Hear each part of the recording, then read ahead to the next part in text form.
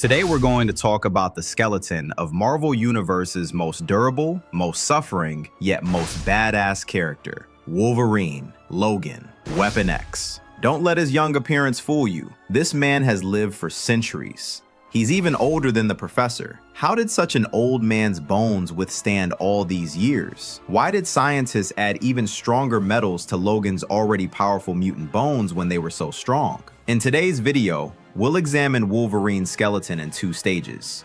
First, his pre-adamantium natural bone structure, which is a miracle in itself. Then, the adamantium-coated version after that infamous Weapon X experiment. Logan's natural skeleton. Logan was born in the late 1800s in Canada. Although he looked like a normal child, the man's mutant genes were already active from birth. But nobody knew this. 1845, James Howlett, that's his real name. While still a child, he witnesses his father's murder. And at that moment, bam, bone claws emerge from his hands. Literally claws made of bone. Natural, organic claws. But wait, what are bone claws like? Think of it like this. Your finger bones are normally 3 pieces, right? Logan naturally has 3 long, sharp bone structures between his forearm bones. They can retract and extend, basically like a cat's claws, but 1,000 times more savage. What's the scientific aspect here? In Marvel Comics, we learn that Logan's bone density is 3 times greater than normal humans. The man's skeletal structure literally has a more tightly packed calcium and mineral composition. Just like how some animals, sharks for example, have greater bone density than humans. Do you know what Logan's most important power is?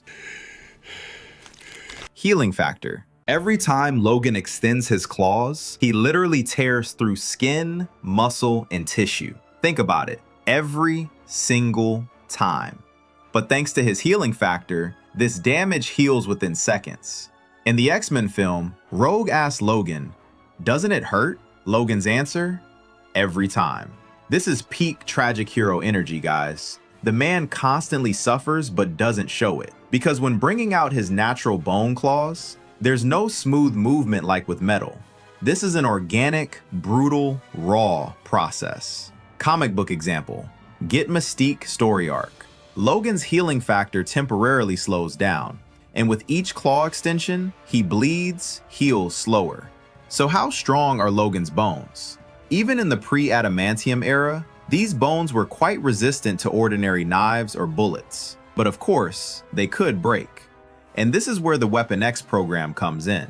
But before that, let me ask, do you think Logan should have stayed in his natural state? Because now, we're moving on to the Weapon X experiment. Weapon X, science's darkest experiment. The Weapon X program is basically the Canadian government's super soldier creation project. Cold War era, everyone's after superpowers. They decide to use Logan. Why Logan? Healing factor. He won't die during the experiment. Already strong bone structure, can withstand adamantium. In the film series, especially X-Men Origins Wolverine and flashbacks in X2, we see this process is very painful. Logan is literally placed in a tank. Needles are inserted into his body, and then molten adamantium is injected into his bones. Adamantium is a fictional metal alloy in the Marvel Universe, basically the hardest substance, except vibranium, but that's another video. This metal can melt at 1,500 degrees Fahrenheit, 815 degrees Celsius, and when it cools, it becomes nearly unbreakable. The Weapon X scientists did this. Put Logan under sedation, which didn't last long, healing factor too fast. Opened micro channels into his bones, injected molten adamantium through these channels into the bone marrow. As the metal cooled, it fused with the bone structure. How did Logan survive? This is where healing factor is critical. A normal person, dead in seconds. The body would collapse from shock, pain, temperature. But Logan's healing factor heals at the same time as damage occurs. Comic book version is much more detailed. There we see that Logan remains conscious for a full 3 days, and every second is hell. The man screams. Low-key you feel pain yourself reading these scenes. The MCU didn't show it this graphically, but in Logan, which is R-rated, Logan's trauma is better handled in flashback scenes. his nightmares, his PTSD. This is a man who was tortured by science. And the result? Logan's entire skeleton is now adamantium coated. Every bone, skull, ribs, spine, leg bones, arm bones, and of course, those iconic claws. Now here's a very critical detail. Adamantium was coated over the bones. It didn't replace their insides. So Logan's natural bones are still there, but now protected by an unbreakable metal layer. Think of it like coating vibranium over a sword. The core is the same, but the exterior is now unstoppable. Adamantium skeleton, superpowers and weaknesses. Logan is now literally a walking weapon, but this isn't just about strong bones. The adamantium skeleton gave Logan unbreakable claws. No longer bone, pure adamantium. These claws can cut through everything except vibranium. In the X-Men films, we see Logan cutting metal doors, weapons, even sentinels. That's insane. Enhanced physical durability. When you hit Logan, you can't break his bones anymore. In X2, Stryker's soldiers try to scan Logan. He's caught in a hail of bullets. Healing factor heals the wounds, but his bones don't take damage anyway. It's basically a cheat code in a fight.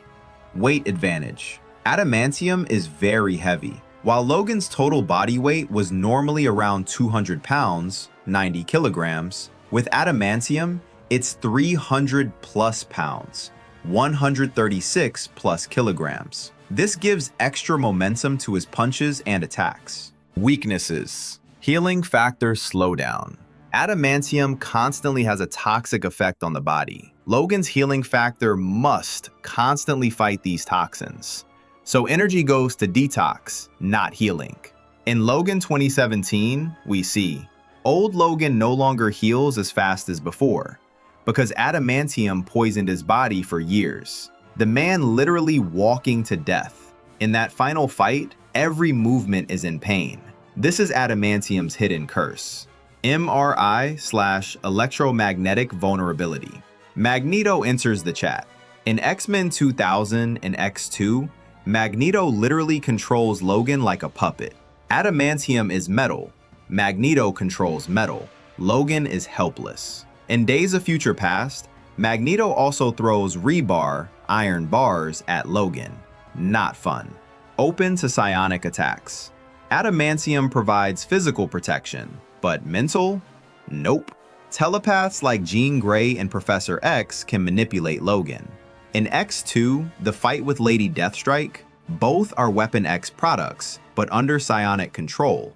Deathstrike becomes an equal level opponent to Logan. Now let me ask you a controversial question. Would Logan be more powerful without adamantium? How it works in the Marvel Universe. Adamantium's properties. Marvel science. Tensile strength. Basically unbreakable. Can only be broken down under certain conditions. Extreme heat plus vibration plus Antarctic vibranium exposure. Molecular bonding. When adamantium cools, its molecules bond so tightly that the space between atoms is nearly zero.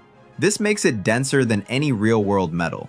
Cannot be reforged. Once it takes shape, you can't melt it again. So Logan's bones are set in that shape permanently. Comic book lore. True adamantium versus secondary adamantium.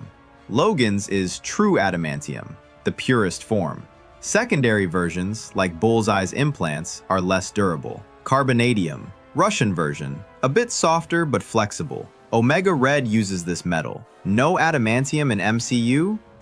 Here's the plot twist. Adamantium hasn't officially been shown in the MCU so far, because Fox held the X-Men rights and adamantium was part of that package.